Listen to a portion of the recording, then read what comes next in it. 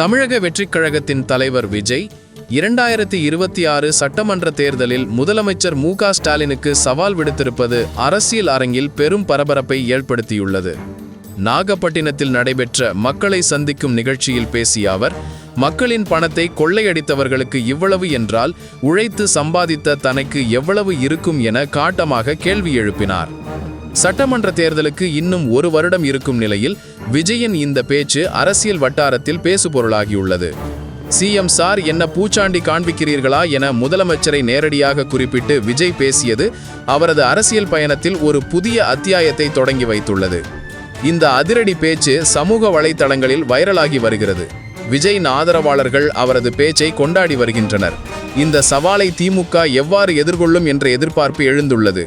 2026இல் Stalin vs Vijay என்ற நேரடி மோதல் அரங்கேறுகிறதா என அரசியல் விமர்சகர்கள் விவாதித்து வருகின்றனர்.